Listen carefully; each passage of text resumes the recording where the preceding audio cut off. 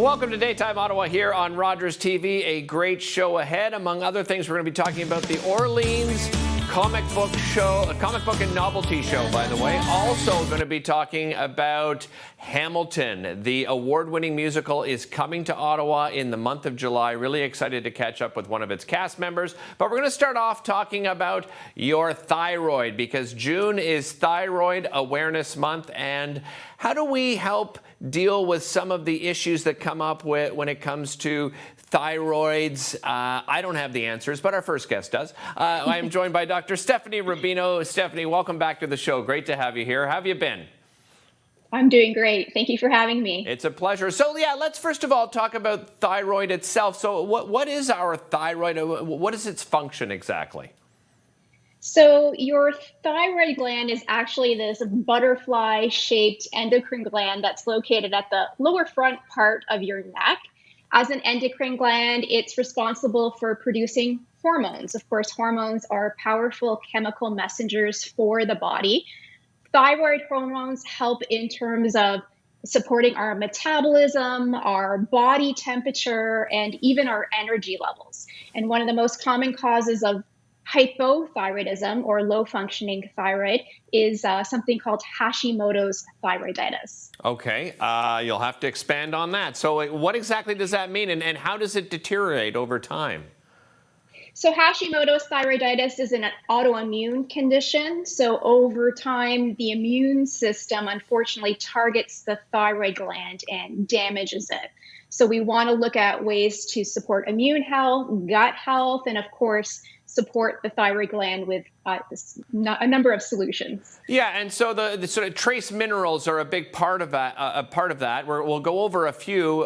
Selenium is one. What exactly is selenium, and where do we find that? So selenium is an important antioxidant for the body. It's actually in a high concentration in the thyroid gland. It works to help with the conversion of our thyroid hormones into their more active form. Okay. So you can find selenium in a variety of foods, chicken, eggs. One of my favorite recommendations is actually eating 2 Brazil nuts per day, and that gives you the amount of selenium you need daily. That's it? I mean, that's simple enough. That's it.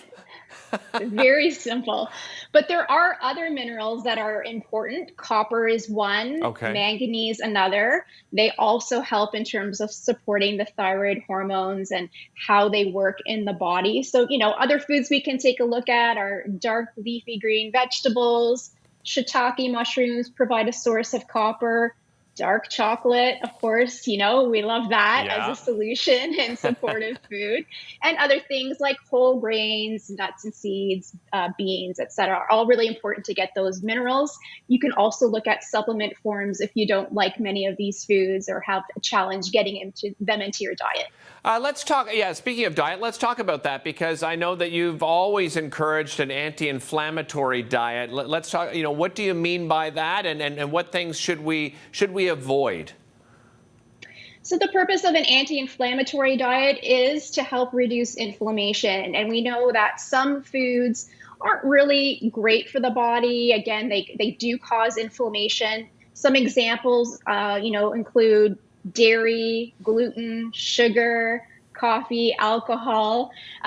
So these are really important in terms of reducing inflammation and supporting the immune system. Healthy fats, something, again, you and I have talked about on the show before, and that is something, that when we talk about prevention, this is one of the big ones, because there's sometimes, a misconception about certain fats that are out there, and there are some fats that really do give us, a great benefit to our health. Right. And an example of that are the omega-3 fatty acids, beneficial for health in many areas of the body, especially when it comes to the thyroid. The omega-3s will help in terms of, again, reducing inflammation.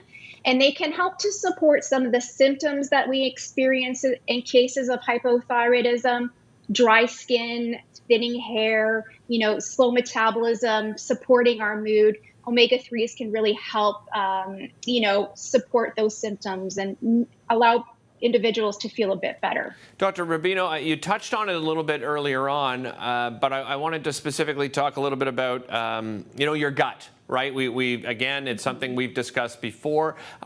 For good gut health, because I imagine the thyroid, it really does affect, everything, as you described a little bit earlier. When it comes to our gut health, what should we be taking into consideration?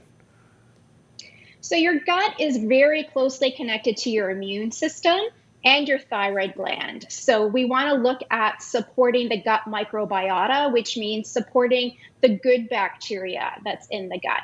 We can do that with prebiotic foods, or different vegetables can help support that. Fermented foods are also a really good inclusion into our diet to support the microbiota.